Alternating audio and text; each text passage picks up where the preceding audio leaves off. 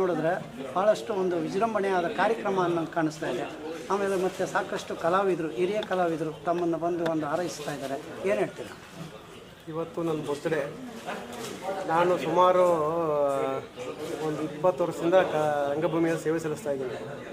ನನ್ನ ಸ್ನೇಹಿತರಾದಂತಹ ಪಾಲಾಕ್ಸ್ ಅವರು ಇರ್ಬೋದು, ಅಂಜನ್ ಕುಮಾರ್ ಇರ್ಬೋದು, ನಮ್ಮ ಸೋಮಣ್ಣವರು, ಬ್ಯಾಟ್ರಿ ಕುಮಾರ, ರಾಜಶೇಖರು, ಆಮೇಲೆ ನಮ್ಮ ಗುರುಗಳಾದಂತಹ ನರಸಿಂಹಮೂರ್ತಿ ಸರು, ನಮ್ಮ ಹಿರಿಯ ಕಲಾವಿದರಾದಂತಹ ನಮ್ಮ ಪುಟ್ಟರಾಜು ಸರು, ಎಲ್ಲರೂ ಸಹ ನನಗೆ ಬರಲೇಬೇಕು, ಒಂದು ಬರ್ತ್ಡೇ ಆಚರಣೆ ಮಾಡೋಣ ಅಂತೇಳಿ ಪಾಪ ಅವ್ರ ಪ್ರೀತಿ ವಿಶ್ವಾಸದಿಂದ ನನ್ನ ಇಲ್ಲಿ ಕರೆದ್ರು. ಬಟ್ ಇಲ್ಲಿ ಎಲ್ಲ ದೊಡ್ಡ ದೊಡ್ಡ ಕಲಾವಿದರು, ನಮ್ಮ ರಂಗಶ್ರೀ ರಂಗಸ್ವಾಮಿ ಸರು, ರಾಮಚಂದ್ರ ಸರು, ಇದು ದೊಡ್ಡ ಮನೆಯವರಾಗಿರ್ಬೋದು, ಯರಗುಂಟ ಶ್ರೀನಿವಾಸರಾಗಿರ್ಬೋದು, ಸುಮಾರು ಜನ ರಾಜಶೇಖರ್ ಆಗಿರ್ಬೋದು, ಸುಮಾರು ನನ್ನನ್ನು ಅತಿಯಾದ ಪ್ರೀತಿಯಿಂದ ಇಲ್ಲಿ ಕಾಣ್ತಾರೆ. ಇಲ್ಲಿ ನಾನು ಸುಮಾರು 20 ವರ್ಷದಿಂದ ಕಲಾವಿದನಾಗಿದ್ದರೂ ಸಹ ನಾನು ಹೈಕೋರ್ಟ್ನಲ್ಲಿ ವೃತ್ತಿಯಲ್ಲಿದ್ದೀನಿ. ಆದರೂ ಸಹ ರಂಗಭೂಮಿಗೆ ಬಂದು ನಾನು ಇಲ್ಲಿ ರಂಗಭೂಮಿಯಲ್ಲಿ ಏನೋ ನನ್ನ ಇದರಿಂದಾಗಿ ರಂಗಭೂಮಿಯಲ್ಲಿ ಸೇವೆ ಮಾಡ್ತಾಯಿದ್ದೀನಿ. ಇವಾಗ ಎಲ್ಲರೂ ಸೇರಿ ನನಗೆ ಪ್ರೀತಿ ವಿಶ್ವಾಸ ಕೊಟ್ಟಿದ್ದಾರೆ. ನನ್ನ ಬರ್ತ್ಡೇಯನ್ನು ಚೆನ್ನಾಗಿ ಆಚರಣೆ ಮಾಡಿದ್ದಾರೆ. ಹಾಗಾಗಿ ಎಲ್ಲರಿಗೂ ಸಹ ನನ್ನ ಶಿರಾಷ್ಟಾಂಗ ನಮಸ್ಕಾರಗಳು.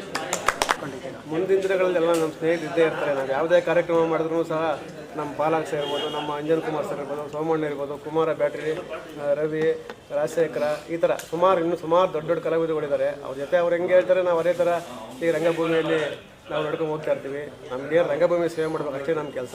ನಾವು ಕೆಲಸ ಮುಗಿಸ್ಕೊಂಡ್ಬರ್ತೀವಿ, ಸಾಯಂಕಾಲ 5:30 ಆದಮೇಲೆ ಡ್ಯೂಟಿ ಮನೆ ಇಲ್ಲ ಇದು ಬರ್ತೀವಿ ಕಲಾಕ್ಷೇತ್ರಕ್ಕೆ. ಈ ರಂಗಭೂಮಿಗೆ ಎಷ್ಟು ನಮಗೆ ಸಾಧ್ಯ ಹೋಗುತ್ತೋ ಅಷ್ಟು ಸೇವೆ ನಾವು ಮಾಡ್ತಾ ಇರ್ತೀವಿ. ಈಗ ರಂಗಭೂಮಿ ನಿಮಗೆ ಬಂದಿದ್ದೀರಲ್ವ, ತೃಪ್ತಿ ಇದೆಯಾ ನಿಮಗೆ? ನಮಗೆ ಅತ್ಯಂತವಾದ ದೊಡ್ಡ ತೃಪ್ತಿ ಇದೆ.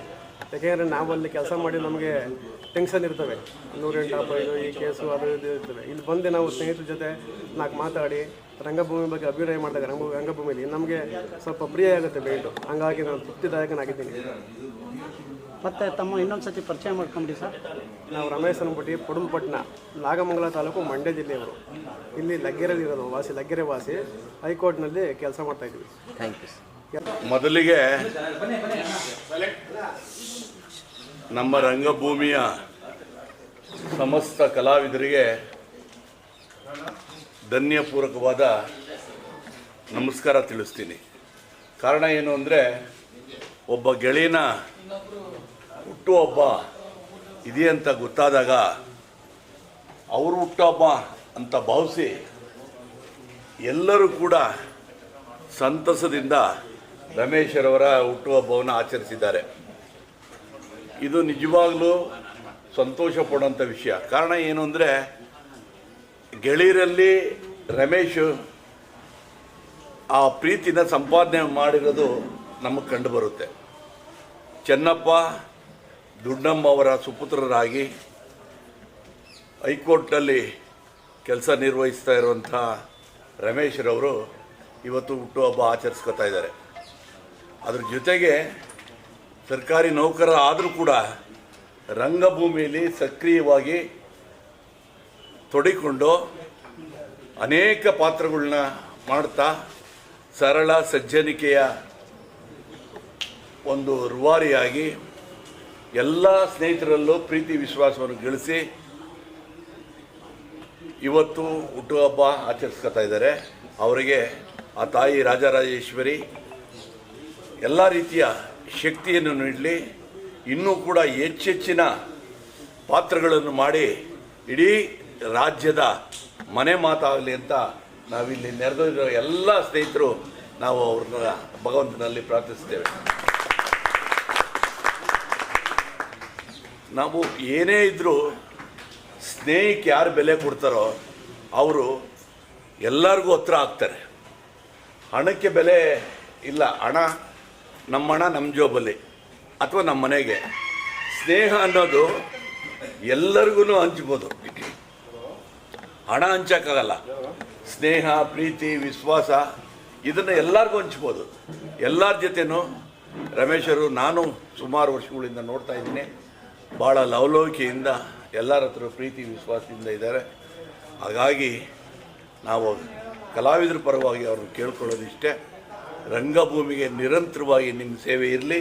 ಅದರಲ್ಲೂ ಪೌರಾಣಿಕ ನಾಟಕಕ್ಕೆ ನೀವು ಹೆಚ್ಚಿನ ಒಂದು ಕೆಲಸ ಮಾಡಿ ಅಂತ ಹೇಳಿ ಎಲ್ಲ ಕಲಾವಿದರ ಪರವಾಗಿ ಅವರಿಗೆ ಶುಭ ಕೋರ್ತಾ ಇದ್ದೀವಿ. ನನ್ನ ಹೆಸರು ಜಲಮಂಡಲಿ ರಾಮಚಂದ್ರ ಅಂತ, ಕರುನಾಡ ರಂಗ ಕಲಾವಿದರು ಒಕ್ಕೂಟದ ಗೌರವಾಧ್ಯಕ್ಷನಾಗಿ ನಿಮ್ಮ ಮುಂದೆ ಮಾತಾಡ್ತಾ ಇದ್ದೀನಿ. ಇವತ್ತಿನ ದಿನ ಒಂದು ಒಳ್ಳೆಯ ಶುಭ ದಿನ ಅಂದರೆ ತಪ್ಪಾಗಲಾರ್ದು. ಯಾಕೆಂದರೆ ನಮ್ಮೆಲ್ಲರ ಅಚ್ಚುಮೆಚ್ಚಿನ ಗೆಳೆಯ, ನಗುಮುಖದ ಸರದಾರ ಹಾಗೂ ಹೈಕೋರ್ಟ್ ರಮೇಶ್ ಅಂತ ಖ್ಯಾತರಾಗಿರ್ತಕ್ಕಂಥ ರಮೇಶ್ ಅವರ ಹುಟ್ಟುಹಬ್ಬದ ಶುಭಾಶಯಗಳನ್ನ ಅವ್ರಿಗೆ ಹೇಳ್ತಾ, ಈ ದಿನ ನಡೆದ ಈ ಸಮಾರಂಭದಲ್ಲಿ ಕೇಕ್ ಕತ್ತರಿಸಿ ಅವ್ರಿಗೆ ಶುಭ ಹಾರೈಸಿ ನಾವೆಲ್ಲ ಅವ್ರಿಗೆ ಧನ್ಯವಾದ ಅರ್ಪಿಸ್ತಾ ಇದ್ದೀವಿ. ರಮೇಶ್ ಅವ್ರದ್ದು ಒಂದು ಸ್ವಭಾವ ಅಂದರೆ, ಇದುವರೆಗೂ 100 ಜನ ಕಲಾವಿದ ಜೊತೆ ಎಲ್ಲರ ಜೊತೆಲೂ ಕೂಡ ನಗ್ನಗ್ತಾ ಬೆರೆತು ಸರಳ ಜೀವಿಯಾಗಿ ಜೀವನ ನಡೆಸ್ತಾ ಇರತಕ್ಕಂಥ ಸರಳ ಜೀವಿ ಎಂದು ತಪ್ಪಾಗಲಾರ್ದು.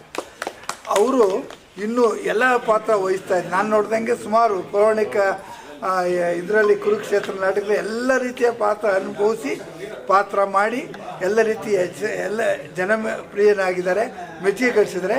ಇನ್ನೂ ಅವರು ಇಂಥ ಹಲವಾರು 100 ಪಾತ್ರ ಮಾಡಿ ಇನ್ನೂ ಹೆಚ್ಚಿನ ರೀತಿಯ ಜನಪ್ರಿಯತೆ ಗಳಿಸಲಿ ಅಂತ ಹೇಳ್ತಾ, ಆ ದೇವರಲ್ಲಿ ಶುಭ ಕೋರಿ, ಆ ದೇವರಲ್ಲಿ ಇವ್ರಿಗೂ ಶುಭ ಕೋರಿ, ಇವ್ರಿಗೆ ಆಯುಷು ಆರೋಗ್ಯ ಎಲ್ಲ ಕೊಡಲಿ ಅಂತ ಪ್ರಾರ್ಥಿಸಿ ನನ್ನ ಮಾತು ಮುಗಿಸ್ತೀನಿ.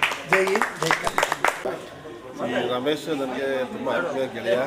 ನನ್ನ ಜೊತೆ ಸುಮಾರು ವರ್ಷಗಳಿಂದ ಪಾತ್ರ ಮಾಡ್ತಿದ್ದಾರೆ. ಯಾವಾಗಲೂ ನಗ್ತಾನೆ ಇರ್ತಾನೆ. ಅವ್ನು ಕೋಪಿಸ್ಕೊಂಡಿದ್ದೆ ನೋಡಿಲ್ಲ ನಾನು. ಇದೇ ಥರ ಅವ್ರ ಜೀವನದಲ್ಲಿ ಮುಂದುವರಿತಾ ಹೋಗಲಿ. ಇವತ್ತು ಅವ್ರ ಹುಟ್ಟುಹಬ್ಬ ಇವತ್ತು, ಅದಕ್ಕೋಸ್ಕರ ನಾವೆಲ್ಲ ಸೇರಿದ್ವಿ. ಆ ಭಗವಂತ ಅವ್ರಿಗೆ ಆಯುಸ್ಸು ಆರೋಗ್ಯ ಎಲ್ಲ ಕೊಟ್ಟು ಅವನ್ನ ಚೆನ್ನಾಗಿ ಕಾಪಾಡಲಿ. ಎಲ್ಲ ಸ್ನೇಹಿತರು ಹಿಂಗೆ ಉಳಿಸ್ಕೊಂಡು ಹೋಗಪ್ಪ, ಒಳ್ಳೇದಾಗಲಿ, ದೇವ್ರು ಕಾಪಾಡಲಿ. ನಮ್ಮ ರಮೇಶ್ ಅವರು ಬೆಳಿಗ್ಗೆ ಫೋನ್ ಮಾಡಿದ್ರು, ನಮಗೆ ಬರ್ತಡೇ ಇದೆ ಅಂತ ಎಲ್ಲೋ ಬೆಳೆದಂತ. ಅದಕ್ಕೆ ನಾವು ಇಲ್ಲೇ ಇದ್ದೇವೆ, ಲಾಸ್ಟ್ ಗಂಟೆ ನಾವು ಇಲ್ಲೇ ಇರ್ತೀವಿ. ಇವತ್ತು ಅವ್ರಿಗೆ ಹುಟ್ಟುಹಬ್ಬ ಮಾಡ್ತಾ ಇದ್ದೀರಾ, ಸಂತೋಷನಾ? ಸಂತೋಷ, ತುಂಬ ಸಂತೋಷ. ಮತ್ತು ಎಷ್ಟು ಜನ ಸೇರಿರ್ಬೋದು ನೀವು? ಒಂದು 60 ಜನ ಸೇರಿದ್ರು. ಮತ್ತು ಮುಂದಿನ ದಿನದಲ್ಲಿ ಅವ್ರನ್ನ ಯಾವ ರೀತಿ ನೋಡ್ಕೊತೀರಾ? ನಾವು ತುಂಬ ಚೆನ್ನಾಗಿ ನೋಡ್ಕೊತಾ ಇದ್ದೀವಿ. ಅವಾಗಿಂದ ಒಂದು 5 ವರ್ಷದಿಂದ ಫ್ರೆಂಡ್ ನಾವು. ಅವಾಗ ಹೆಂಗಿದ್ದೀವಿ ಇವಾಗ